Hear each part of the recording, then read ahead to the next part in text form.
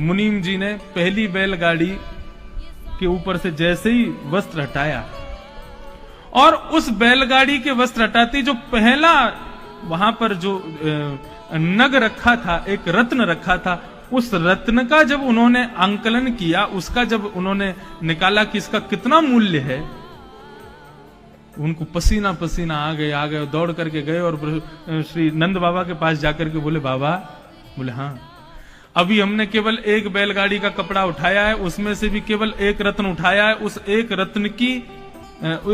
रत्न का मूल्य कितना है? कितना है? बोले आपकी 9 लाख गाय और आपके 84 आंगन, नंद भवन में 84 आंगन थे बड़े बड़े, इन सबसे युक्त पूरा वृंदावन भी यदि बेच दिया जाएगा तो भी उस एक रत्न की बराबरी मूल्य हम इकट्ठा नहीं कर पाएंगे।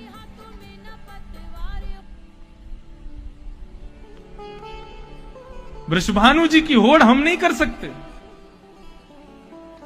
अरे आप एक रत्न कोई दूसरा रत्न नहीं दे सकते, 108 बैलगाड़ियां जो भर करके आई उनको दुगना करके कैसे भेजोगे? नंद बाबा बोले, सुनो, रिश्ता तोड़ो, मना कर दो, जितना सामान आया है दोबारा गिनो और सब वापस भेज दो। अब तो ठाकुर जी का मुंह लटक गया वहीं बैठे बैठे। बोले हमारो रिश्ता इतना बढ़िया है रहे हो और किशोरी जी के संग ब्याह व्यवहार हो, सब कुछ इतना बढ़िया है, अब ये तोड़ रहे हैं हमारो रिश्ता।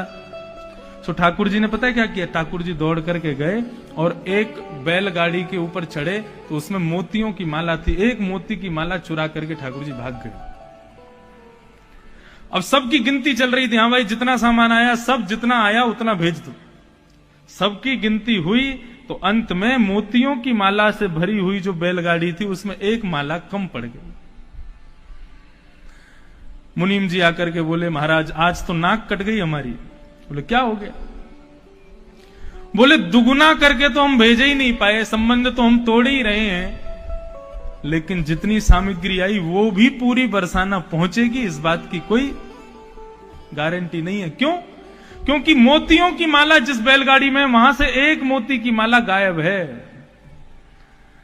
अब तो नंद बाबा सिर पर हाथ रख के बैठे हैं, कैसे बचावें अपनी नाक को?